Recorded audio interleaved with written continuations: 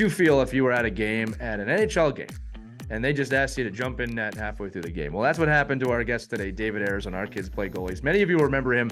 It was a Toronto Maple Leafs versus Carolina Hurricanes game where he was asked to step in the second half of the game. So we do discuss that on the episode, but as we do on Our Kids Play Goalie, dive into so much more about this man and his life as a coach, and how he sees the game. And he gives such great advice in this episode about the mental side of goalie, about the communication and the coaching of goalies at the youth level. A ton of gold in this episode, including a pretty cool chance to reminisce about one of the good memories of 2020, which was when he stepped in the net for the Carolina Hurricanes. So you're really going to enjoy this episode of Our Kids Play Goalie. And also, if you haven't already, check out our website, ourkidsplayhockey.com. Make sure to share this episode with anybody you think might find value. Again, those 5-star ratings on Apple Podcasts or Spotify really, really help us out. If you have not done so already and you have a moment to do that, we really, really appreciate it. But let's get you into the episode with David Ayres. This was a really fun one on Our Kids Play Goalie. Hello, hockey friends and families around the world, and welcome to another episode of the show where angles and squares are not just for math students. We're talking about Our Kids Play Goalie. Most of you remember our guest today as the man that defied the NHL odds when he was asked to step into the net at the age of 42 in the second period for the Carolina Hurricanes as they faced the Toronto Maple Leafs in Toronto in February of 2020, which is our last positive moment from that year. It's happened after both the Canes goalies went down with injury, thus activating the rink's EBUG. That's the emergency backup goalie, for those who don't know. The score was 3-1 to Carolina when he entered the net, and he left with a victory of 6-3 after facing 10 shots and logging 28 minutes and 41 seconds of ice time in the NHL. Of course, we're talking about David Ayres, someone who literally can call himself the man, the myth, the legend if he wants to. However, his story goes beyond the NHL and that fateful night in Toronto. David, who's a native of Whitby, Ontario, required a life-saving kidney transplant back in 2004, which he received from his mother. He's also currently the head coach of the Port Perry Lumberjacks of the Provincial Junior Hockey League and the owner of Backup Goalie Life, a lifestyle brand. We can't wait to dive into his story on this episode today. David, welcome to Our Kids Play Goalie. Hey, thanks for having me. It's awesome. No, it's awesome to have you, buddy. You know, David, I always start with this question on these episodes. I know you come from a family of goaltenders. So tell us about how you ended up between the pipes. What was it a family tradition? Was it, these people do it, I have to do it? Were you forced in the net? How did you end up as a goalie? It was basically default. I mean, my dad being a goalie, my older brother being a goalie. It was basically, I was at the rink watching them all the time. And when I decided to play hockey, well, at first, obviously, when you're smaller, you have to play. You just play out. Everyone kind of skates around and just plays out. But as soon as I could, I think I was 6 or 7 years old, I wanted to be a goalie. So I got oversized equipment that my brother used to wear. Right. And they just kind of threw me in the net. And I guess they thought that I had built-in goalie coaches with my brother and my dad being on my side. So that's the beginning of my story right there. Yeah, I'm at the point with my son playing goalie that I'm trying to get my daughter, who's younger than him, not to play goalie, even though we have the pads. I'm like, no, you skate out. You should shoot on each other because this is going to be great babysitting for me in the future. When you guys have any arguments, I'll just tell you to go downstairs. So David, I do have to say, I mean, you must have the ultimate bragging rights now, even though you're the youngest in the net, right? Yeah, I guess so. I don't usually use it. I mean, my brother coaches with me now in Port Perry too. So we never actually played hockey together or anything organized. So this was the first thing my brother and I got to do. But yeah, he throws that around more than I ever do. That's for sure. So. Right. You know, what's funny is I'm a little brother. I think the best little brother revenge, which I say with a little bit of sarcasm, is not having to say it. They just know. Yeah. Just let it be there. Yeah, it's just there. You just let them know that. So I do want to talk about it for a minute. So back in 2016-17, just to give everybody some context, every NHL team had to have an EBUG ready to play at a moment's notice. So I'm actually curious, and I think our audience would be too, David, just how did you land in that role? Was it something you had to apply for? Did you want that? Was it something you fell into? Just what is the process to becoming an EBUG? Well, I had already been the practice goalie for the Toronto Marlies before that. Backed up for them as well a couple times. So they knew me. I was on the ice all the time with the Marlies guys, and obviously a lot of the Leafs players that went through the Marlies system. So Kyle Dubas was the GM with the Marlies there for a while, and then moved up to the Leafs, and then Reed Mitchell who was with the Leafs, was the guy who kind of phoned me and said, "Hey, we need an emergency goalie." They did use a couple of university kids as well, and then it was basically just kept me. I think I did, I don't know, 75% or something like that in the first year. I did a Wow. lot, and then I think I did all of the second year and the majority of the third year as well. So they just knew me. So they were just kind of like, "Here you go. We want you to be in there. We know that you could play with our guys because we see it every day." So that's how I kind of fit in. I love that because it's building towards the next question that I'm going to ask. So for everybody listening, if you want to know more about his story in that night, there's plenty of information out there. We're not going to spend the whole episode talking about that night. As I said to David before the episode, he's done enough of that. He's spoken about that event. I want to dive into some deeper stuff. But with that event, this is a question I wanted to ask you. I love some of the knickknacks that came out of that story. You weren't wearing your own pads. You had a Toronto Marlies T-shirt on under the pads, I'm told, right? You got a little bit of a water bottle shower after the game. You're part of Carolina Hurricanes lore. Your stick is in the Hockey Hall of Fame, and I want to remind everybody, he's in the Toronto system in terms of his work, and he's playing for the other team. So we always talk about how goalies always need to be ready. I want to dive into the mental side of this. And again, I've heard you say things of kind of you just got in, you did it. But it sounds like from what you just told me, there was some muscle memory type prep for that night. You said you were with the Marlies, you obviously play goalies. Did you have to activate that? Did it just happen? How does someone in that moment mentally do that? Because like, again, sometimes we see EBUGs, man, they play a couple minutes, you played half a game. You know what I mean? Like how did you mentally rise to that occasion? Um, yeah, I mean, like I said before, I was on the ice with them a lot, so I was used to it. And actually, the way it worked with the Leafs, I practice a lot with them, so they do set plays a lot of the Right. time. Um, so you do kind of get used to it. You kind of see it developing. There's a couple shots in that game that I kind of saw coming. I mean, a little bit of a set play. So I did have that advantage. And I always say this: if I played against Carolina, I would know nothing about them, so it would have been Right. a lot harder for me. And I think the Leafs guys kind of took it easy on me a couple of times when when they had a really good scoring chance. So I mean, I was lucky just being on the ice with those guys for so long before that I was kind of prepared a little bit. You can't ever prepare yourself for 20,000 fans that are screaming though. I've been on the ice In there. It Toronto. was In yeah, in Toronto. That's Toronto. like maybe the highest stage in hockey, to be fair. Right. So it's the place was lit up and we had practices and stuff like that. They try to make it as obviously realistic as possible when you're out there practicing. So I've seen that, but yeah, stepping onto the ice was a little different with all the people and the buzz. And actually, at one point, it felt like the place was shaking underneath my feet. So that was the hardest part mentally to get over. Just not wanting to. You want to look around and take it all in, but you want to focus at the game at the same time. So really, I don't remember too much about what went on in the crowd once the game started. Yeah. You just kind of focus right on the game, and it's hard to go in cold. No prep. You don't warm up in the back, or you don't stretch. You don't ride the bike. You don't do anything.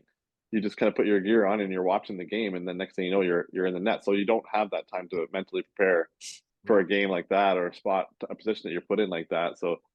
And I'm traditionally a slow starter. That's probably why I didn't play anywhere really too much before that.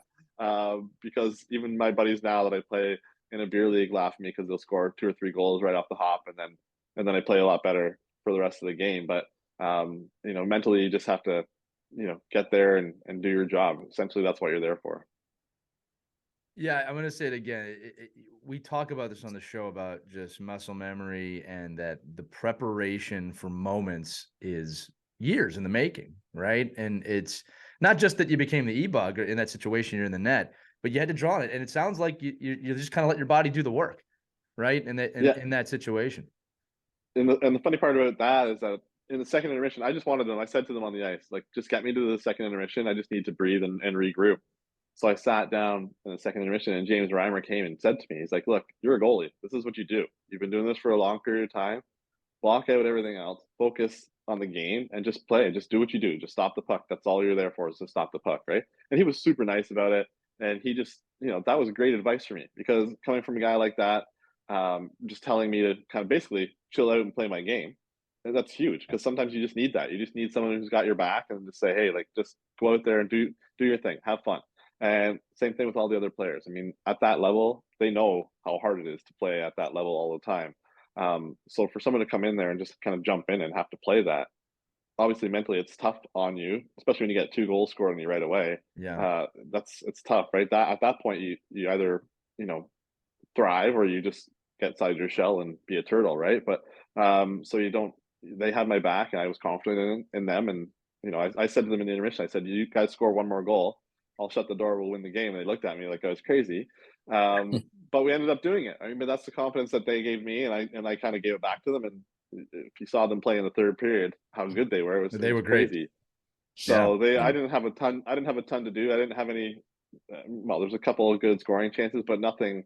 You know, like bang bang tic tac toe plays against me. So I was lucky that way that they had my back pretty good on the ice. So yeah, and then afterwards, I still talk to them. I was down in Carolina like a month ago, and you see some of the players, and they still remember you, and they still, you know, they say hi, and we have a little chat. So it's cool. You just kind of form a family after something like that happens. That's really special. And I'm told, I don't know if you could talk about this, but the rumor is there's being a movie being made about this. Is that because that's something you can dive into, or no? Is that secret in Yeah. Hollywood type deal? Well, I mean, it's in the making, that's for sure. I mean, there's definitely contract stuff out there for the movie, so it's obviously not filming or anything yet, but that's the goal. I mean, we'll Yeah. see how it goes, but that's the goal right now. Yeah, no, goals would be bad in this situation, buddy. But Yeah. no, that is the objective for sure. You know, Mike, I'm going to throw it to you in a second, but David, I'll tell you what's interesting about these moments, right? I remember obviously yours very well. I remember Scott Foster. What's funny is that I've watched so much hockey in my life, but I remember where I was when this happened. Like it's funny actually. My team and I, my production team were coming home from a game in Connecticut. Actually, Mike with the Connecticut Whale, and we were listening to the game on the radio in the car. But I All right. remember it. Like I remember the moment.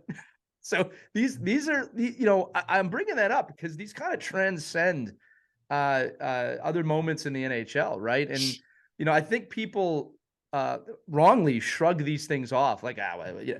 No, it's a big moment. I mean, that was an amazing moment. And when I think about it, it's you created so much hope for people watching and listening, and that you know, it's like a dream scenario. Hey, these things happen. And again, look, the world shut down like a month later. You know what I mean? But this is why I joked in the open. It's probably like one of the last positive memories from 2020 that we had. But I want to. It might sound funny, but I want to thank you for that moment because it was it brought my team together in a moment. I remember it, and I think that probably not Toronto fans, but everybody else outside of there was very just happy with seeing you succeed, right? And I think that brings a little bit of sunlight to the human race that we often need at times. That hey, look, we do actually feel happy for other people every once in a while, especially when that happens. Again, any Leafs fans listening, I'm sorry. I know that was a tough one for you. Mike, let me throw it to you, buddy, because I'm doing all the talking. No, I was gonna say it was so much ammunition for my kids love that Steve Dangle guy, and I think the guy from the Toronto Maple Leafs, and that's I remember specifically when it happened because I had come home from coaching that day, and I get home and the kids were talking about it. They go, "Oh, you got to hear this guy, Steve Dangle, ripping the Leafs, and to how's the Zamboni driver, beat and it ringing in my ears when I bring up to my little guys that we had you on. They're gonna love it because they know you like they know any NHL player. Like they just know, just it's really it is inspirational, and it's so different, right? As a goalie, because there is no emergency backup centerman. Like the goalie position is such a unique place to have this type of thing happen. And I know it spurred a lot of debate, right, around like MLB, like, oh, can we have an emergency backup catcher, or or they're an emergency backup quarterback? Like it's such a crazy thing that you're able to step into an NHL game in an NHL arena, have the mental ability and the physical ability, to play at that high a level.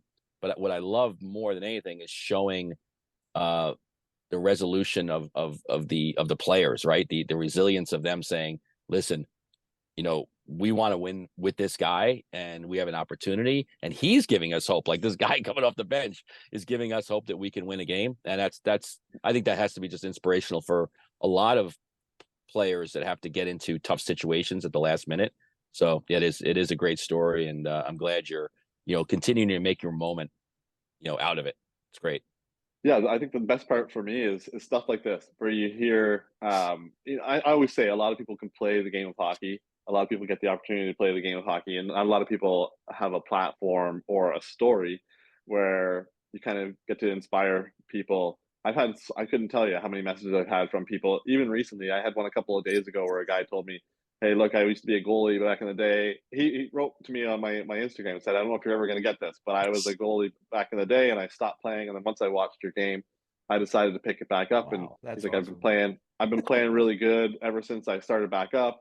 But that's the cool part about it, and you just get to talk to people who had the love for the game and may have lost it at one point, and they kind of watch my story, and they're like, "The guy was 42 years old, so why am I not doing it at 30? Why did I stop playing? I still got a long way to go." Hockey and sports in general are just so good for the social aspect as well. I mean, you go play beer league with your buddies and you guys hang out, and the stories you have and talking about it, you've been playing for 15, 20 years or more together. And that's just the camaraderie of all of it. And then like I said, the people that say, "Hey, I was here when your game happened." That's the best, because I've heard probably 100 different stories of where people were. It's so cool Yeah. that just to know that it was all over the world in all different spots. So the opportunity to inspire people all over the world was kind of cool. Whether it was me or somebody else, it's still an inspirational story that kind of helped people sometimes kickstart even a different sport or a different like journey in their life. So that they can kind of do something that maybe they didn't think they had the ability to do, or they just kind of gave up on at some point, but now they've taken it up again and they're like, "Wow, I'm actually better than I thought I was." Right. So for me, that's really cool to hear all that kind of stuff.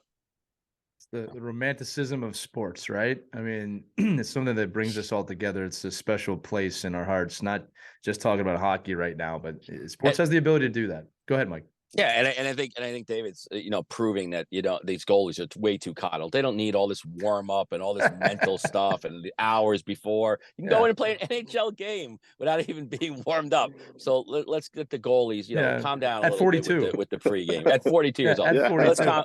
Let's calm Yeah. down about all the neediness of these goaltenders, for For, God's for, sakes. for those of you listening that might be under 35, that's an amazing feat at 42, because your body really just betrays you at 40 every single day of the week.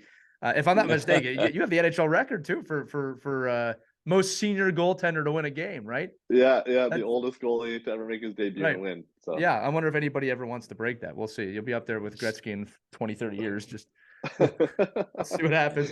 People have yeah. bionic arms, but Dave, first, thanks for letting us gush over that moment for a little bit. Again, I said Yeah. it. I know you talk about it a lot, but there is a lot more to you than just one day in February, and I wanted to make sure that we talked about that, especially from just the goaltending position, because you're obviously an expert in that field. We said it in the open. You're the head coach with the Port Perry Lumberjacks in the Provincial Junior Hockey League. So here's a question for our audience, especially the coaches listening. What are some of the questions maybe that youth coaches should be asking about the goaltending position that they're not currently? And again, this kind of continues on our theme that goaltenders are often underutilized at youth practices, right? They're kind of an afterthought. So what are some questions we can ask as coaches, or some actions we can take to be better at that?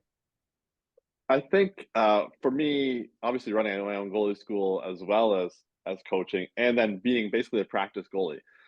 I think one thing for coaching is that you got to make sure that you are including some time for your goalie to set up. So obviously, there's going to be drills that you're going to do where goalies are just going to get peppered, and that's just how it's going to be. I mean, you're a goalie. That's just how it's going to be. Sometimes you have to learn to just kind of take that, like take the shots, because it's not necessarily just for goalies to be on the ice. It's obviously the players are developing, so everybody on the ice is developing. So I think for coaches, I mean, it's hard to ask like a smaller child, like a kid who's 8 years old, 7 years old, like, "Hey, is there anything we can be doing to help you out during practices?" But I think it's just the coach just needs to be aware when he's setting up his coaching plan. Hey, my goalie's going to have any time to really work on technique at all in this practice, or are they just going to get bombarded with shots all the time? Because you want them to be, I when I when I do my practice, I want it to be more game simulated. For the most part, I do a couple warm-up drills real quick, and then any other drills I do after that. A lot of it is game simulation stuff. Well, I know a guy's not going to stand in front of that and have like 6 whacks at the goalie, for rebounds, and then they're not going to pass back and forth in front of the net 3 times. So it's one of those things where say you're doing a 2-on-1 drill. You make a pass, you take a shot, you kind of get out of the way, right? It's just one of those. If the rebound's out front, don't make the goalie go back and forth 3 times. He's gonna, blow his hips out or his knees out, and it's really not ever going to happen in a game for the most part. Someone's going to be on him. A defenseman's going to be there. Someone's going to be there to get that puck cleared out of the way. So it's just make it as realistic for a goalie as possible in a practice, instead of just kind of using him as a target. Yeah, Dave, on that same note too, right? I mean, we also want to make sure that we're putting goaltenders in, there's a lot of screening opportunities, a lot of redirects, a lot of real game-like things. Like I'm a big follower of Steve Valiquette and his clear-sighted analytics kind of program, and watching about, really at the highest levels, at any level, that, play goalies that get shots taken from the top of the circle at their chest are supposed to make those saves. Like that's an easy save. So how do we make it harder for everyone? How do we make it for both learners, right? The shooter Right. and the goalie, and creating more, chaos in front, maybe. And then, but I love the fact that you're saying, listen, that doesn't mean, well, in today's game, right? Maybe you watch like McDavid and Draisaitl do 3 passes back and forth, but in real hockey, that doesn't happen, right? But I think the ability to say, listen, guys, you can't come down the ice and make 5 east to west passes and expect the goalie to try to make that save. It's not fair to the goalie. And to your point, that's how people get hurt. But I think more importantly, it's like, make sure. I mean, I hear all the time about, coaches that talk about their goalies not battling and covering pucks and continuing the play. I'm like, well, I watched 7-year practices and they never have an opportunity to stop the puck and end the play. The play's always going. Like I hear coaches all the time, play it, move it. And then you ask your goalie not to do that in a game. I'm like, well, that's why we practice, right? So I love that, you got to create, the atmosphere in practice that's going to replicate the game the best. And then there are going to be times when, hey, listen, we're having a small area game here. We're doing something fun where it's going to be a little rapid fire. And maybe maybe you instruct your goalies, listen, you're just trying to stop that first puck. Don't be diving across the crease, to try to make, save 5, 6, and 7. Although I realize our best goalies are going to do that, right? Because they're competitive. But I think that's a great way for youth coaches to know, like, you could have slower practices that replicate the game more and get positive reps, in what you're trying to teach. 100%. You're 100% right. I think the positive reps is exactly what you need. I mean, sure, there's going to be times, like you said, there's going to do rapid fire. You have to do some fun stuff. And so those fun drills could be, rapid fire shots or anything for that matter, where the goalie is not going to see that in a game. But goalies also do love that, but they don't love it for an hour or an hour and a half practice of just being bombed. They want to do some stuff, like you said, work on rebound control. They want to work on fighting through a screen to see it. They want to work on second and third shots sometimes, and they want to be able to use their lateral movements to get there in tight. And that's the thing, is that a lot of coaches don't necessarily think like that, or maybe just haven't brought themselves to realizing, hey, like, we need to utilize our goalies a little bit more in a game situation in practice, so that when they're in a game, we don't look at them when they get a goal scored on them like, how did you not save that, or how did you not cover that? Well, because like you said, you don't get a chance to cover it in practice because the next group is already coming down on you. So you have to recover real quick and get up and go. You don't get the chance to, have a proper rebound control, cover it, put it in the corner, and then regroup back to your post or wherever the play may be. You just have to get ready for the next group to come down and rip it at you. And I just want to emphasize what you said earlier. Coaches have a plan. If you wing it, most likely you can't build practices that benefit all your players, which includes your goaltender, right? So plan your practices out so that you're not, you tell your goalies, hey, listen, for these 25 minutes, we're going to be doing this. This is your time to track, stop, cover pucks, slow the whole practice down. This is your time. Here is going to be a little bit more my time, where I need to do this because I need to get my players to do more of this. So, but if you don't have a plan, nobody knows who's asking who to do what. And I think and on top of the plan, it's a time where, like, I know me, if I have a plan, if I have a goalie coach on the ice, that goalie coach then can look at my plan and say, okay, here's the run of the show. Here's where I can take the goalie out and work with them. Right. And here's where I can't. If you try to wing it, then the goalies don't get worked on either, right? So I think it's, if a goalie knows, hey, there's only one goal. Here's a 15 minutes of drills where it's only one goalie in the net, and the other kid's sitting on the side. Well, that's the time he could be, learning and or doing something that's going to benefit their time on the ice. But without a plan, everybody kind of stands around, just waits, I guess. Yeah, no, I totally agree. And like you said, if you pull a goalie out of a drill that only needs one goalie at a time, and there's even, I don't know, 15, like you said, 15 minutes, you split that 15 minutes up into your two goalies. If you do that throughout the season, that's a lot of time that your goalies getting some extra action and goalie coaching time, right? So, it might only be 7 minutes at a time in practice, but those 7 minutes add up throughout the year Right. when you have a goalie coach. That's what I do a lot of. For my goalie coaching, I actually go to practices, talk to the coaches, and they set aside some time at the beginning of practice, and then obviously I stay throughout the practice to kind of correct anything or jump in whenever I get a chance to jump in to help the goalies out. But I always want to make sure that I've got them kind of fresh and their technique is going real well before they jump into their main practice. And then obviously you just kind of you work with them at that point. And that's the best thing to do is when you have a goalie coach out there in practice is let him work with the goalies at the beginning. So that way the goalie can take everything that he's learning at the beginning and use it for the rest of the practice. I see a lot of coaches who want to bring out a goalie coach and said, "Oh, we're going to do 40 minutes of whatever my practice. Oh, for the last 10 minutes, well, you can work with the goalie." First of all, the goalie's going to be tired, and he's not going to be able to use those skills in the rest of his practice because the practice is going to be over by the time you're done that. So Right. that's tough.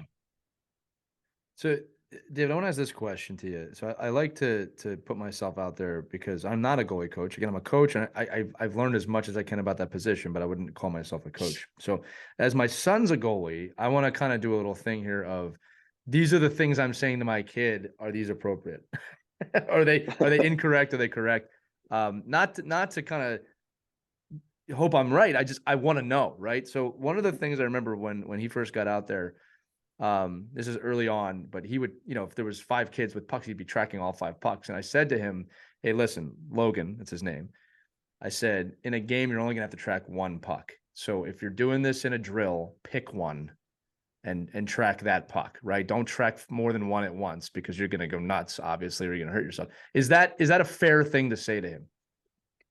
Yeah, well, yeah. Obviously, there's only 1 puck on the ice at a time, but there's times you'll get drills where they'll shoot 2 pucks at the same time. For goalie drills, we can kind of do it. You have 2 guys side by side, and you'll shoot one obviously wide that's not going to hit the goalie, and you'll shoot one at the goalie. Right. So they're going to have to focus on which one's coming at you off the stick, right? So, and because sometimes you don't see the puck till the last second, so even off the stick you don't see it. So you have to really catch it real quick and just kind of work on your tracking and your reflexes. So yeah, Right. essentially you want to just track the 1 puck. I mean, if there's a bunch flying around and they're kind of at the beginning of practice, you kids always shoot on the net, and Always. goalies always want to save every single puck, and they're Right. just kind of diving in, and their hands are going everywhere. But yeah, just pick one at a time, let the other ones go on the net. Who Right. cares? It's just So, one shot. So kind of building on that, the other thing I told him is this, and again, my kid's 9 years old, so we're talking youth hockey here. But what'll happen a lot of times in drills is I'll just say the drill's not paced appropriately. So what'll end up happening is, 2 or 3 shooters could be coming down at once, or it might be one. And he's doing what you're saying, like he's very competitive, so he wants to save all of them. But what I've told him is, if you're out of position and not set on a drill, unless you feel like you have to do it, don't take your time, but get set and take the next shot. Maybe skip a shot and take the next one. Is that fair? Right? Because what ends up happening, David, as you can imagine, he starts jumping side to side. It's like you're not even playing goalie now. You're just diving in front of pucks. Right. Yeah. So I told him that, you can let a shot go by. That sounds right. Yeah, for sure. And like you said, if you're out of position, don't try and dive back into position. Especially there's a lot of drills where you've got maybe 3 or 4 shots coming at you at a time from the other end, sort of thing. They come in a row, and Right. sometimes the guys bobble the puck. So the next guy, if you're supposed to be 10 feet in front of the guy in front of you, and he bobbles it, so now these 2 guys are basically 3 feet apart, and they're going to shoot it one after another. Just kind of take the one, just work on positioning, just get in position. Also, if there's 3 shots in a row coming at you, I always tell my goalies, don't go down for all 3 of them. Right. Work on staying on your feet, because I don't want your first reaction is to go down, no matter when someone shoots it. I don't need your first reaction to be to drop to the ground, because a lot of guys will shoot it high. So if you're a good goalie and you can learn how to stay high and just get your gloves out there and use your hands and direct it into the corner or catch it for the first 2, that's good. And then work on the 3rd shot that comes in. Now go down if you have to, and go down on that one. So don't Yeah. necessarily have to jump around, because as soon as you go down on the first one, you're probably not going to get back up in time to regroup for the 2nd shot. And then the 3rd one's coming at you, and who knows if you've already slid a little bit out of the net or moved off position. So just stay on your feet and shuffle with the first couple shots, and then the last one that's coming down, Right. then treat that like a game shot. David, one of the recurring themes I'm starting to notice on these episodes, and Mike's been on all of them too, is that a lot of goalie coaches saying, you don't have to drop on every shot. And I've actually been telling that to my son, that, that shouldn't always be your first reaction. It's staying up as long as you can, as you just said, is part of the position. The goalies to drop, especially when you're that age and you're using full-size nets. It's I mean, they're going to shoot high if you do that. All right, last one on this one. This one goes from Mite all the way to men's league or adult league. Warm-ups. Oh man, I get frustrated with kids I coach and even my own teammates sometimes. I've always said, yeah, the warm-ups are for us to get warm, but you gotta warm up the goalie. And when I see guys come down in the first 30 seconds and do 4 dekes, I'm like, you're an a-hole. Or I've seen guys hit my goalies in the head. I'm like, what are you doing? You know what I mean? So can we just talk about proper, and this is from youth on, proper warm-up techniques for goalies and how to best get your goalie, who is the most important player on the team, warmed up for the game? Yeah, that's definitely, you don't want to hit them in the head. Definitely don't want to hit them. Bad idea. I know. Right? I remember playing and I took one in the throat, and it off topic a little bit. It hit me in the throat and I couldn't breathe, and I bent over like leaning on my pads, and I woke up on the ice on my back. So I mean, that goes to show how important it is to not shoot it high. I mean, I took it right in the throat and closed my airway. So that kind of sucked. But that, to your point, don't hit them in the head. Don't try and pick all the corners possible, because a lot of the times when the goalie's in net, he just wants to be able to, feel the puck hit him, Right. Off his legs, off his hands, off his chest. He just wants to be able to get the feel of that. And then he moves out of the net. So when the goalie moves out of the net to kind of, skate around or do whatever, then pick every single corner you want to. That's what I always tell my players. When the goalie's out of the net, do whatever you want. I don't care. There's no one in the net. Pick corners, shoot as hard as you want to. But when the goalie is actually in there, make him make a save, right? Like, just kind of get his hands going, get his legs going, get his eyes going. Just that's the stuff that you have to do, instead of just trying to be, go home and say, hey, I scored 20 goals in a warm up. Like, it just no one cares. On my goalie. Exactly. Nobody cares. They care that your goalie is warmed up, ready to go for the game. Yeah, and able to play in the game. I mean, you watch these guys, like I'm watching kids like in warm-ups and they're shooting pucks from the corner and the goalie's watching the shooter up in front of them. I'm like, I always gave my goaltenders, like, listen, if you get hit in the back of the leg in warm-ups, feel free to go after that kid. He's all yours. But I mean, that's a great point. Like a lot of youth players think, oh, well, I'm going to light this kid up in my warm up. It's every youth player, Mike. I think it's all of them. I guess I just look at these guys. Like, I mean, aiming's aiming, right? If you can aim for a pad, you can aim for a pad. Just aim for a pad. Just try to hit the goalie. Like, David's saying, goalie gets out and he does his little routine, then rip some pucks on the net. Go nuts. But I think it's and it's funny you say that, because there's a lot of, so I've gotten down this rabbit hole of different warm-ups, like different warm-up routines. And I've seen so many in the European system now that have actually, during warm-ups, they have 2 nets in the zone, and one net is shooting on the goaltender and the other guy's ripping pucks on the empty net that's on the other side of the goaltender, just so they can catch and shoot and rip pucks. And it just gets more kids in warm-ups, which is like, it gets your shooters an opportunity to shoot as hard as they want, get your goalies an opportunity to kind of feel their crease and feel where they are in the net. But I thought it was, I'll have to look it up, but I think it was a Danish team or one of the Scandinavian teams. It was an interesting warm-up that they tried to say, listen, we want our goaltenders to warm up properly, but we also want our shooters to be able to, rip some shots. And it was an interesting dynamic. It was fun to watch. Kids seemed to like it. and it kind of set the pace for the warm up to kind of expedite a little bit. I think, and especially at the youth level, like where Lee and I are at, these kids get like a 3-minute warm up. I mean, it's not like they're getting a 20-minute warm up; they get 3 minutes. Get out there. I think so. Maybe real quick, maybe you could talk a little bit about what are kind of the routines that you have your goaltenders that you work with go through before they get on the ice? Like, are they completely separated from the team? Are they doing their own thing? Are they doing juggling? Yeah. What are they doing so that if they only have 3 minutes, you can't expect a kid to be warmed up anyway. So what are they doing prior to getting on the ice? Yeah, obviously goalies are very different individuals. So a lot of them have their own routines. But for me, I always want them, get the balls off the wall, like just start juggling off the wall, or just kind of. For me personally, I would throw the ball. I would probably stand 6 feet, 7 feet away, and I would have a tennis ball or whatever, and I would toss it as hard as I can. I would chuck it as hard as I can just to get my hands going real quick. And then you got to get your legs moving. So they play a little bit of soccer. That's what I always tell them. Like play some soccer, play some through ball with the guys, and you have to be part of the team. You can't just be over here and doing your own thing. So you want to be part of the team, but you also want to get your hands and your eyes going, because the players don't necessarily need that. They're not saving shots with their hands, so they don't necessarily have to do that. I mean, I've seen guys actually coaches take their players outside of the arena, get the arena guy to give them a net outside, and these guys are firing pucks in the parking lot or behind the arena at the nets before they even go out for practice, because like you said, there's only 3 minutes for a warm-up. So these guys are shooting pucks like 20 minutes before they have to go on the ice outside in the parking lot, which is different. But yeah, for goalies, it's just they're all just going to be different. But you got to get your hands going for sure. You have to get your eyes going for sure, and obviously your legs, and get your stretching routine going, and but also be part of the team, be part of the guys, because you need everybody on the ice to be together. Yeah, I totally agree with that, David. It's funny. Last thing on the warm-ups, I received a great compliment last night in my adult league game, Mike, where typically I'll warm the goalies up because I want to shoot in the pads the first 10 shots, and then I start to just get them moving. And our goalie came up to me like towards the end of warm-ups. He goes, "Lee, will you shoot on me, please?" I was like, "Why? You all right?" He's like, "No one is doing this. I just need someone to shoot on me correctly." I was really flattered by that, but I would say to the players out there and the parents listening, and David, you can comment on this too.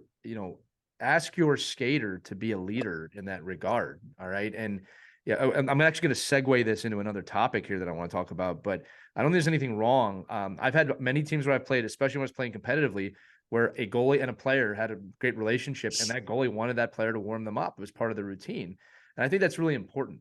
And I'll tell you, look, even at the mite level, and again, I've become more sensitive to this now that my kid's a goalie. I will totally admit that, but even before he was a goalie, I get angry sometimes at even our mite players when they come in and just dangle. It's like, what we've said this all season, right? You have got to let this kid warm up. So again, David, feel free to talk about that. I think it's good for goalies and players to have a really good relationship, and that the goalie gets what they need, even if it's one friend or a couple friends. Just understanding, hey, I want 5 here, 5 there, or I want this kind of routine before the game.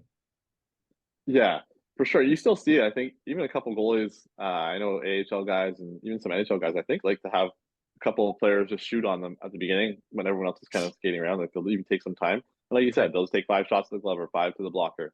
Everyone has their own routine. But for me, the things I don't like to see is like guys just, if a goalie's standing there, just don't shoot 5-hole. Actually, the guys I play with, a lot of them are ex-pro or university guys. They still shoot 5-hole on me all day long in warm-ups, and not one of them hits me. Everything just goes. I stand up there and everything goes 5-hole. It's like you guys just hit the pads. So that's the one thing is, yeah, if you have one guy in your team that you like to warm you up, and he's going to shoot to your glove perfectly and your blocker perfectly for you, 100% ask him to do that, because it is warm up for the goalie at the beginning. It's also warm up for the players, but when the goalie's in the net, warm them up properly. Yeah. And if that does take somebody, just one guy to do it, and that's what makes the goalie feel comfortable, then do it, because the goalie's not going to stay in net for the whole warm up. He's eventually going to go off the side, and then you can shoot. So, and let's be real, most of these kids shoot at home for the most part too, or practice all day long. That's all they do is shoot. So it shouldn't take them 3 minutes of just firing into the top corner to be ready to shoot whenever you have to shoot. So that's they should be ready to take a couple shots and you're kind of good to go. You can feel it. I Yeah. play out the odd time too. You can feel it whether or not you're going to have a day when you're shooting it or not, That's right? so So true. it's like you brought your hands or you didn't bring your hands. So Yeah, I've had many games, Dave, where I was like, I guess I'm passing tonight.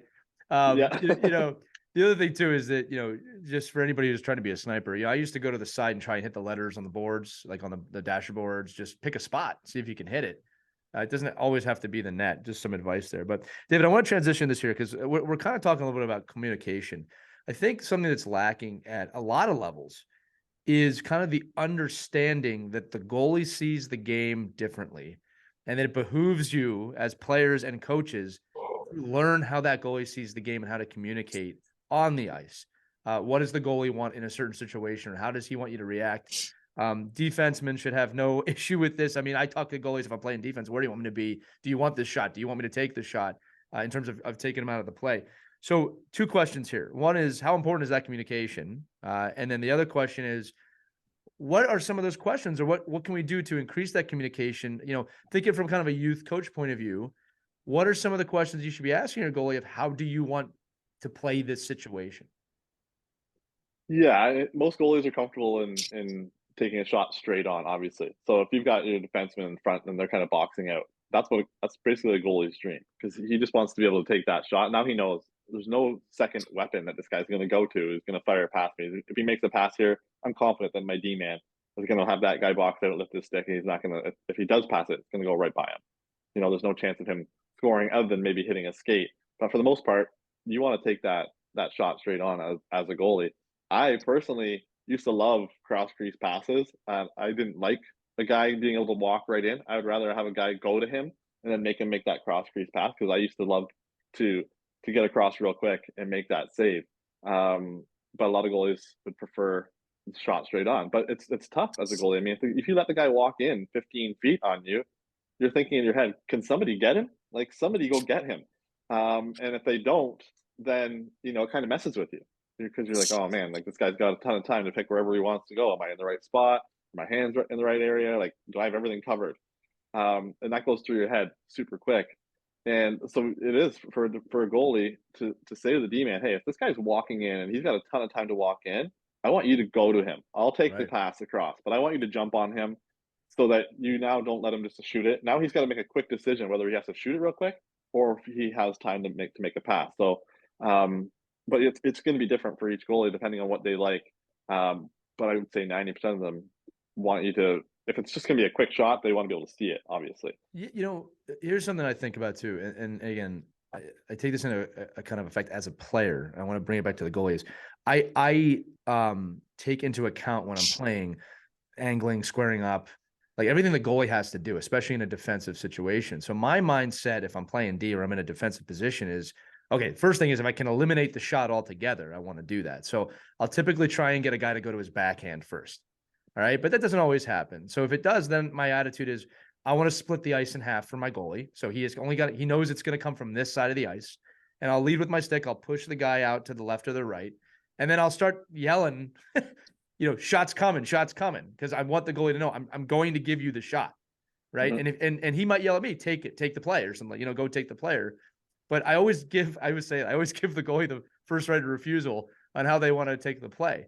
But from a player awareness standpoint, understanding their job in net and squaring up and angling and knowing that if you cut the ice in half and you've communicated with your goalie that you're going to do that, it can slightly change maybe how you're going to play, or you can be a little more confident it's not going to go cross ice if you don't want that, David. Right. Yeah. So I don't think there's enough of that communication where, this is the teamwork aspect of a game, right? And positions understanding each other, that you can really help your goalie, really help them make a save and make it easy on them. Like you said, if you're squared up and you're in the right position and your D or your defensive players have helped you do that, man, your percentage of a save are going way, way up, right? So can you talk to that for a minute? I don't think enough players, to your point, really think about, hey, if I cut the ice in half, the goalie's only gonna have to make a save from this side. That's huge. And I always kind of try and tell the guys that same thing. Like if you cut off the options where he can't go to the other side of the ice, now the goalie can concentrate on this is where the shot's coming from.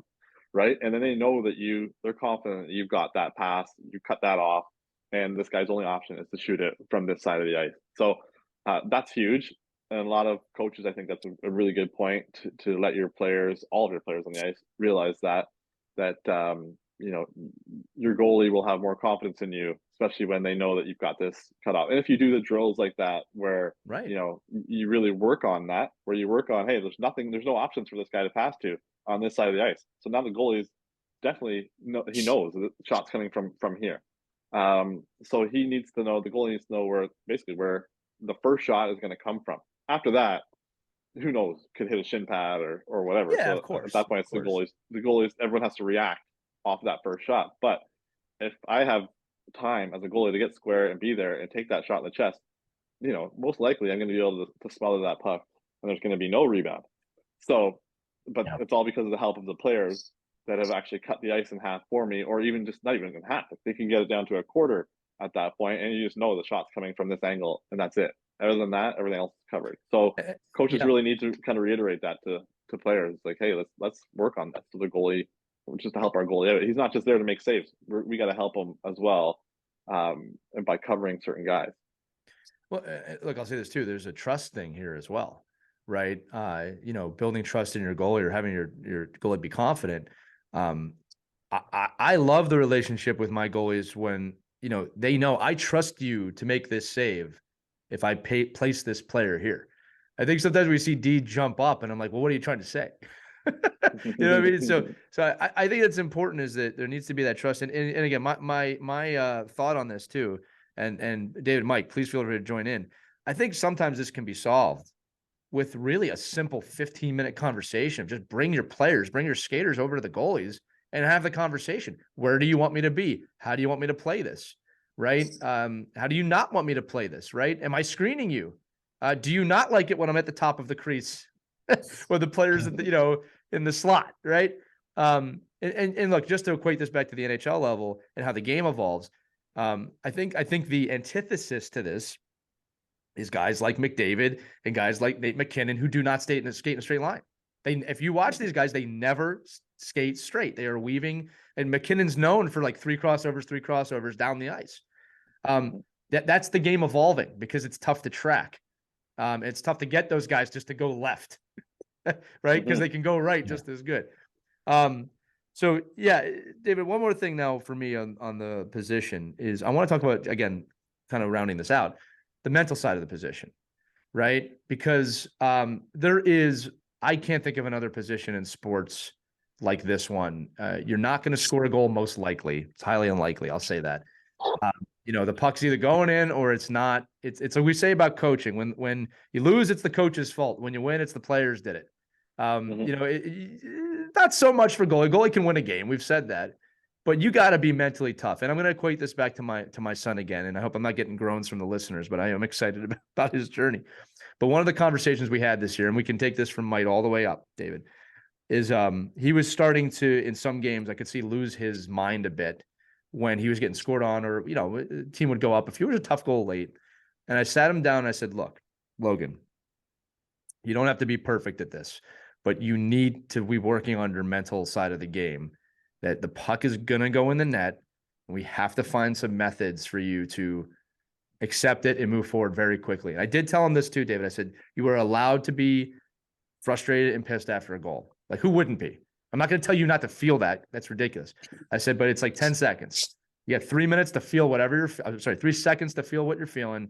You got 3 seconds to kind of review what happened, 3 more seconds to get yourself calm, and then 1 second the game's going. So I said, but that's the process. And to his credit, I mean, he's really been working on it. He's not perfect. He's never going to be, right? But he's worked on that. How important is that side of the game outside the physical aspects of goalie, and how can we work on that?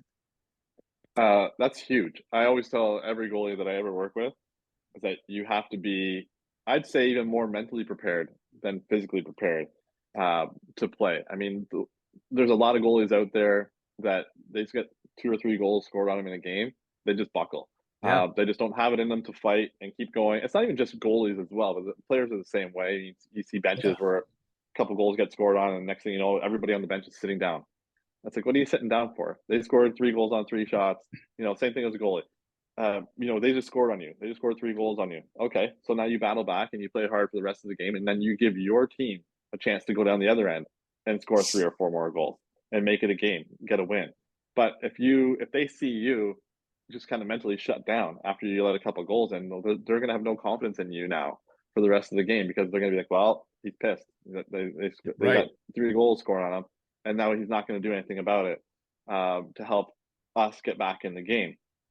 So now they feel like they have to play a totally different game in front of you because you're not mentally strong enough to just sit there and work and work and work and just keep battling through it.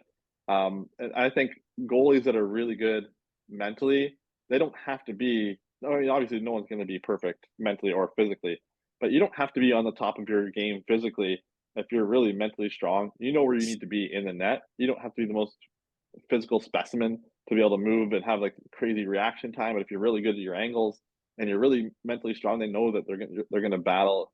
You're going to battle for the rest of the team for the whole game, no matter what happens. Your players are going to have confidence in you, and they're going to have your back all the time. So 100% mental is a massive, massive part about being a goalie, and that sometimes makes a difference between, a lot of times makes a difference between a good goalie and a goalie who basically kind of shuts it down in, I don't know, 14, 15, 16 years old and doesn't make it to the next level, because a lot of times they're really good goalies, but they can't get past the fact that they get 3, 4, 5 goals scored in a game. I was actually at an Oshawa Generals game, an OHL game, and they lost. I think it was 10-2 the other day, and I felt bad. They had their backup goalie in, and he got peppered for I think 5 goals, and they pulled him out and they put the other goalie in. He got 2, and then they put the other goalie back in. He got 3 more goals scored on him. You could just see how dejected he was. And it's a tough one. It's tough, but you're still going to be there. You're going to be the only guy in the crease, and people are going to be looking at you every time a goal goes in. So you have to be mentally strong enough to say, you know what, I'm here. This is my position. I'm going to battle for the whole game, no matter what happens. As long as you battle and you say, I've tried my hardest. I gave it everything I had for the whole game. The outcome, really, I mean, sometimes it's not the way you want it to be, but you can go home saying, I tried my hardest. I did everything I could do in the net that day. So you can't necessarily pin it right on me. And it's a team game. David, I totally agree. I want to reiterate what you just said. There's a lot of wins in a game, and it's not always the final score. And the other thing you said too that I think is really true, and Mike, I think this is one of those things I kind of knew it, but now that we're talking about it, if a skater kind of quits, it's manageable. It's not fun on the bench, but it's manageable. Goalie quits, the game's over, right? And the whole team feels that when the goalie doesn't want to play, again, going back to my kids team, one of the joys of Mite Squirt Hockey is there's going to be those games you just get destroyed. And I can always say to all the kids on the team, this is not just my son, they never quit. They just don't quit. And I was able to tell my son that, you not quitting makes them keep going. You're still making huge saves or big saves when you're down 10, 15 goals. And so some of these games are like that. Your team, they see that. And trust me, the coaches see it and they say it, like Logan's not quitting, you guys, and then they don't either. So I just, from a mental standpoint, from a team standpoint, coaches, parents, players, it behooves you to enable that position. Hopefully your goalie is a good kid off the ice too, but from a positional standpoint, enable that goalie. And staying on the mental health stuff, mental fitness stuff for a minute. I think that every goalie is a little different mentally. Some people want every goalie to be calm. Some people want them to be angry. I grew up in the Hextall era, which was a different era. And then, now you see guys that are doing like a lot of meditation before the game. I think, David, that, from a mental toughness standpoint, there is no right way. You got to find what works for you. A very calm goalie that meditates and nothing seems to bother him is just as mentally strong as a goalie that might get a little, fiery when they need to, for lack of a better word. There's also times it can go too far, but whatever their process is for competing, right? We got to respect that, right? Yeah, that's the thing. Like exactly what you said. I've seen goalies out there that get wild. They're crazy. But they don't stop competing. But that's their personality on the ice. Sometimes those guys that are on the ice that are, they're screaming and yelling like during the game, and that's how they play. They play hyped up, are really calm off the ice. And sometimes the other way around. Some guys that are really kind of high strung off the ice, when they go in the net, they're really calm. They're focused. You know, Right. that's just, and like you said, you can't teach a goalie to be a certain way mentally in the net. They have to find what's going to help them battle through a game and be mentally tough through the whole game, and not even just a game, practice as well. Because if you're going in practice and your goalie is letting absolutely everything in and not trying, not, you know, there's no second effort or even third effort in Yeah. practice. What you learn in practice and what you do in practice was what you're going to do in a game. So if you are you're lazy in practice, of course you're going to be lazy in a game. Sure, you might be better in a game, but there's going to be times in the game where you just revert back to the laziness that you were doing in practice. Yeah. So that's the thing, is you got to try and work as hard as you can in practice so that when it's game time, you know, you're buzzing out there for the game. Yeah, I'll say this too. I used to do goalie scouts for games when I was working in Europe. And one of the funny things is because I think warmups are a little bit poor over there at times. Mike, you'll like this, but I used to love warmups because they'd show me their weakness spot. Goalies, if you're not careful, you'll show all of your weak spots in a warmup, and it's typically because you don't go for that shot, right? If I see a goalie let in 5 glove saves in a row, okay, that's something. But I'll notice if a goalie's just not making blocker saves in the warmup, I mean, you're telling me something, and I'll be honest, those scouts were usually correct with what I'm seeing. So I think you're right. Look, you practice hard so the games are easy. And think about this too. You bring up a great point about practice. The goalies that I've played with or coached that were animals at practice, man, those teams did good because they were just always challenged. They were always challenged. It was a constant, I want to score on you and you want to stop me attitude. You practice that all year, you're going to bring that to games, right? So I think that's another great point. Mike, again, I'm hogging the mic. Do you want? It's my fault. Do you have any questions you want to ask? Mike's sitting in his car. Everybody who's just listening to this, he's been doing this whole episode from the driver's seat. God bless you, That's Mike. all good. No, that's all good. I love it. Listen, it's a lot of it's funny. We always get a lot of on these goalie episodes. We have a lot of the same, like a lot of people feel the same way, but it's just different ways that you're presenting it and different ways that each of us as coaches can, like me, I like having 2 goalies that compete against each other. Like I would expect the defensemen to compete against each other. I mean, and the one benefit we have as skaters, right, is that, if you're, to Lee's point with the way he's working with his son and David, with how you work with your goaltenders mentally, like if I have a defenseman that's having a brutal game, I could literally put that person in a box for a little bit, during the game and kind of walk them through this and get them back out there. No problem at all.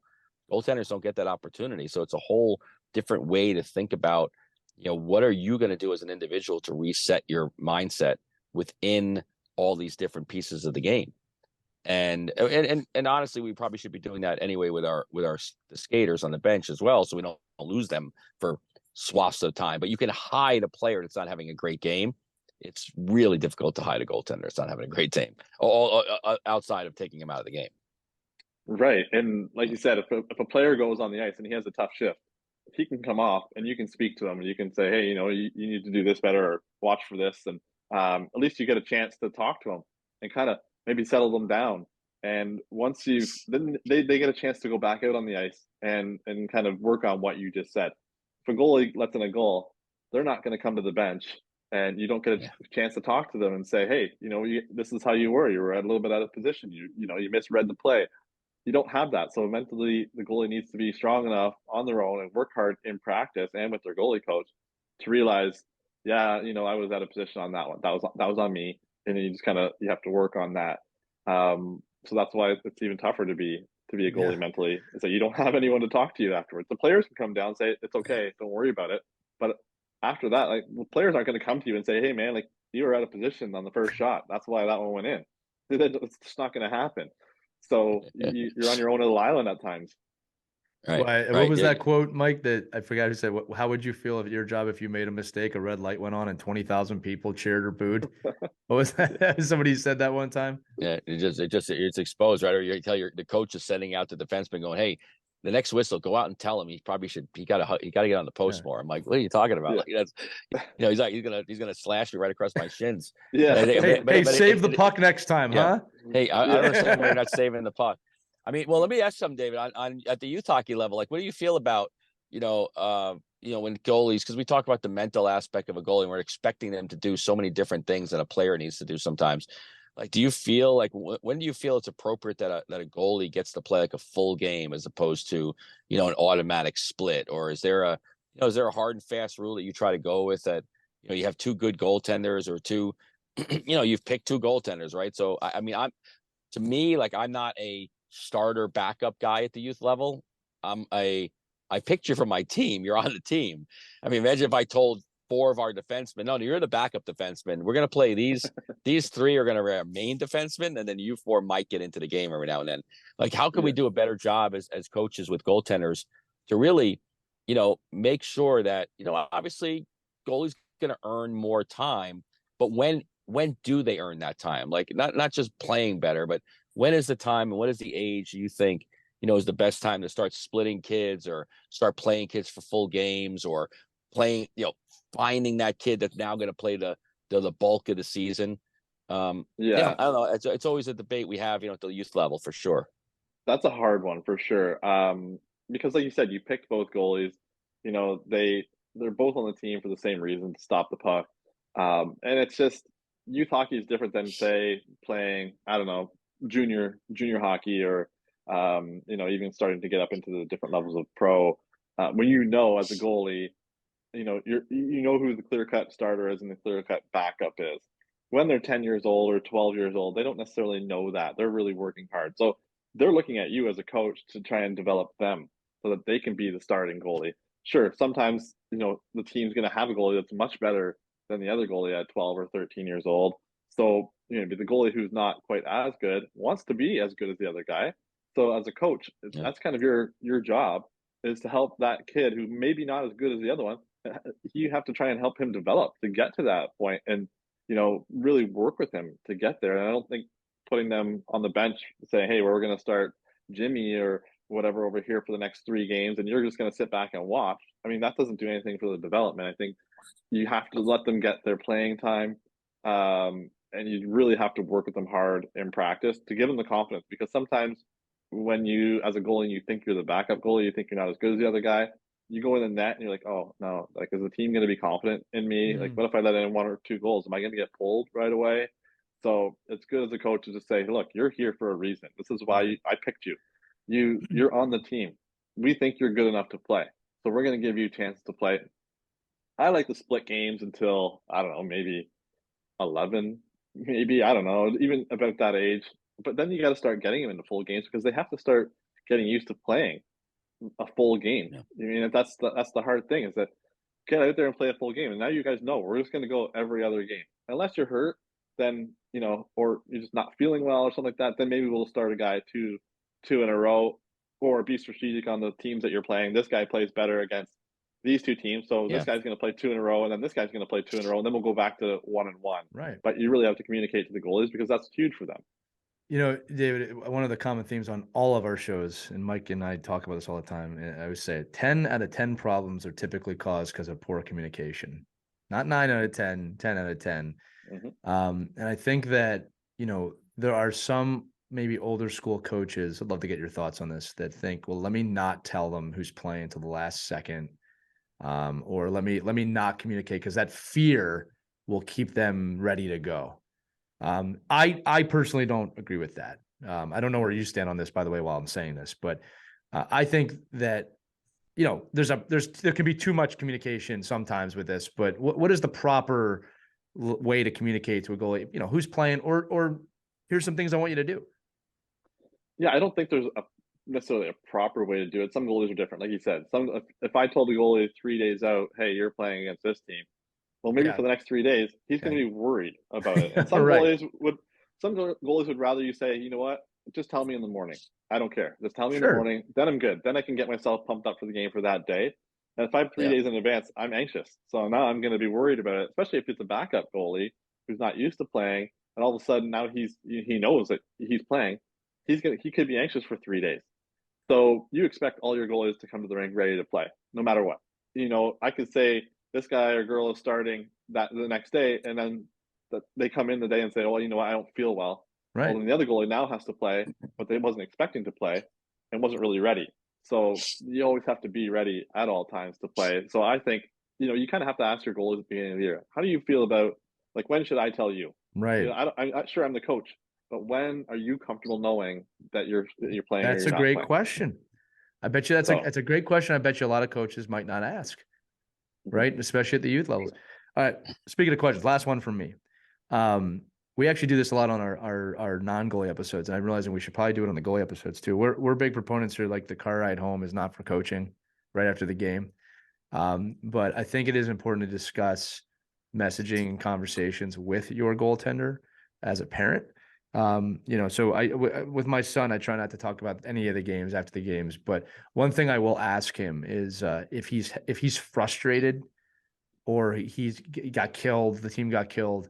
I do ask him not in a negative way, but I say, do you still want to play goalie? And the answer is always yes, right? Which is awesome.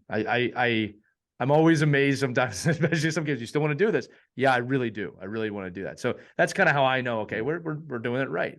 But what are some of the you're the dad driving the goalie home, or it's the next day.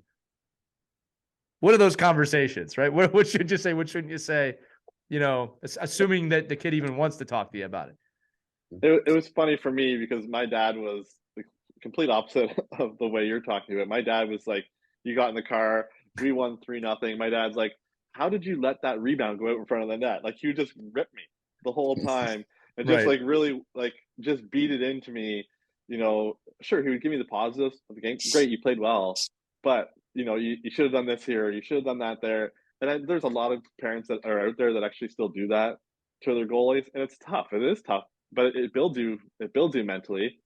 I personally think that if you get in the car um, with your goalie on the way home, or even your player on the way home, the first thing you should say to them, not necessarily the first thing, but if you're going to talk about the game, just give them something positive. Say, hey, you Right. played awesome. You may have lost the game, but you played really well. You did this really well. I mean, you were really tracking the puck, and your rebound control was great. Or as a player, your passing was awesome today, and your coverage was great. Then you say, how do you feel about it? Like, Right. what are your thoughts on the game? And let them kind of lead the conversation to, if there's anything that they feel like they need to work on, or if they're upset about anything, almost let them lead it. Because sometimes if you sit there and you kind of point fingers at them, then they're already feeling like crap if they've lost. And then now you're actually shoving it down their throat. It's not going to make them feel any better, first of all. And second of all, they're going to sit there and think, like, do I even want to do this anymore? Like, I don't think I want to do this. I already feel bad enough playing on the ice. Then I get in the car and my parents are ripping on me. Like, Right. some people just don't want to, some kids don't want to hear that. And they just Yeah. say, you know what, forget it. I'm not playing hockey anymore. And it ruins it Right. mentally for them. But I think it's easier just to kind of let them lead it. If they want to turn around and say, hey, like, I was terrible on this and that. Well, if they say I wasn't very good at this, just say, look, that's fine. There's more games to play. There's more practice. You can keep working on it. You can work on it at home. If there's anything I can do to help you, then let me know. If not, the coaches will help you out. But you have to express your opinion or your concerns to your coaches so that you guys can work on it together as a team. So I think it's just one of those things where you kind of have to let them lead the conversation. Yeah, I think is it's funny as parents or as adults, I should say, we always want to talk about the game, or I should say most of the time we want to talk about it, but we got to be conscious to the kid and I think the advice we've kind of gotten from all of our shows is if you really want to talk about the game, you really feel strongly about it, listen first and let, as you said, David, let the kid initiate that conversation. You could probably have a pretty good conversation. But if your kid says, like, I don't want to talk about it, respect that. All right. Like here's another truth, right? I know enough about goaltending to be kind of dangerous at my kid's age. He's played goalie more than I have. Like, that's the truth. I've never been in the net like him. He probably knows more of what it is in that experience than I do. And here I am assuming like I know everything you should be doing. And at some point the kid's going to say that, like, you never even played. You shut up. Yeah, 100%. And that's the thing. A lot of non-goalie parents will tell the goalie what to do, but like you said, you've never been in there. They don't know what it's like to face shots when someone's screening you or like all in your face. They just don't. They don't get it. They've never been there. They've never had that pressure of being a goalie. And I just think that just let the goalie get, or even the player in general, just let them develop. You can't force a development on them. you have to, let them develop at their own pace or what their coaches are teaching them.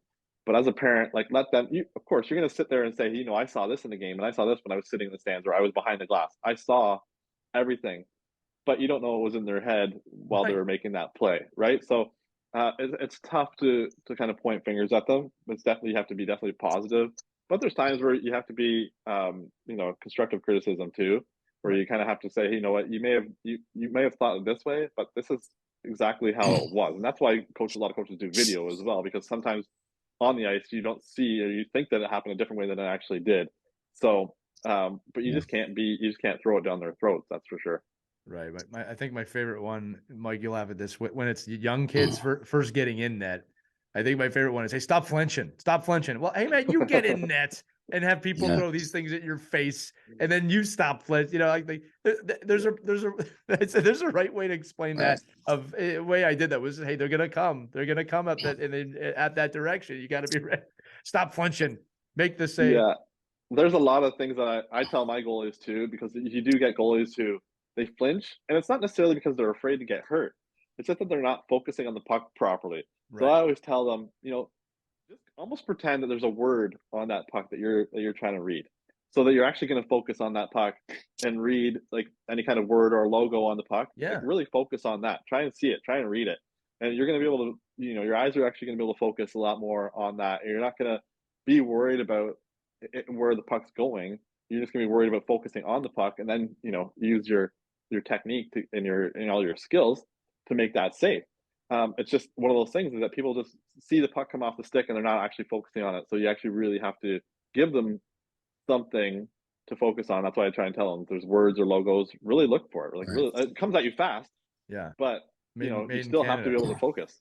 Yeah, right. Yeah, these are the same people, by the way, that when they're standing behind the net in a warm up, are like ducking out of the way with the glass in front of them. Like it's human nature. David, real quick, I want to just talk about Backup Goalie Life and make sure we get that website out there. You get some really fun stuff on that site.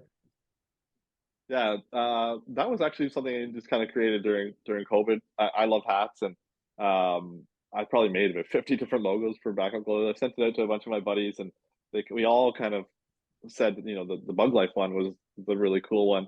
So I've done a few different logos. Actually, the one I'm wearing right now is the brand new logo that it's actually not even fully out there yet. So, but a lot of people love this logo too. So that'll be a lot of fun. And it was just for me to do something during COVID, to be honest with you.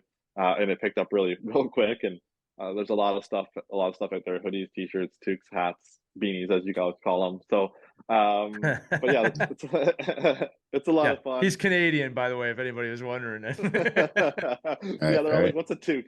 Yeah, right. So it's just a lot of fun. Backup Goalie Life. It's on there. I just started up my Instagram on it too. But that's just comfortable wear. Yeah, if you're looking for some fun stuff or to insult your men's league, adult league goalie, just head over there and get him a backup. That's right.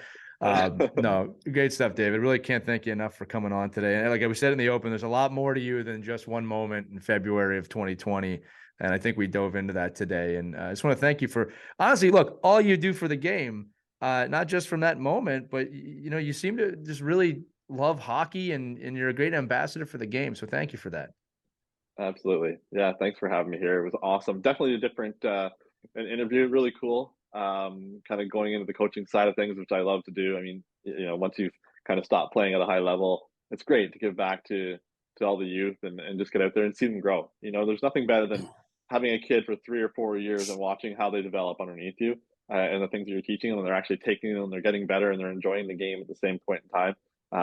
So I love to coach and give back. So being able to talk coaching stuff was really cool. Oh, wait, listen, that might have been the highest compliment you could give us. So we appreciate it. And I think we need to let Mike out of his car. I doubt there's a good lumbar support in there.